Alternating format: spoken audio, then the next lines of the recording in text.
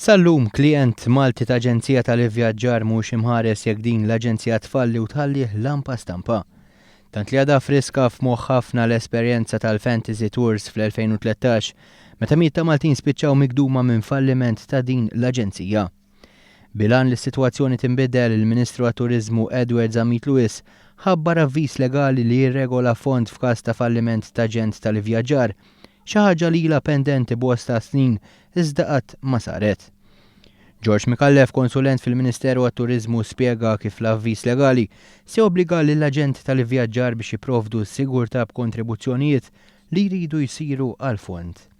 Fond li ser jagħmel tajjeb għar-rifużjoni tal-ħlasijiet kollha magħmula minn jew f'isem vjaġġaturi, irid jagħmel tajjeb ukoll għal servizzi mhux provduti f'każ ta' falliment ta' kumpanija jew l-aġent tal-vjaġġar. Dan ħajkun fond li jagħmel tajjeb f'każ ta' falliment ta' xi ħadd li jbih travel package lill-konsumatur.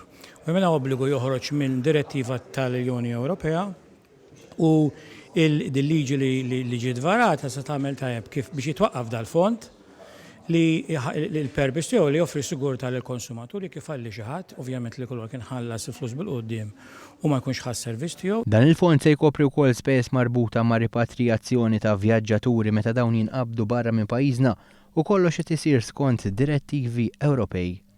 Kien spjegat li fit-tfassil ta' dan l-avviż legali sar matul l-aħħar 16-il xahar flimkien mal-fatta li kontribwixxiet b'mod sħiħ biex dan l-avviż seta' jiġi konkluż. Fi żmien li ġej il-kumpaniji tal-ivvjaġġar se jkunu marfa kemm iridu jitfgħu flus f'dan il-fond biex bekk tingħata garanzija lil dawk kollha li jagħmlu użu mis-servizzi tagħhom.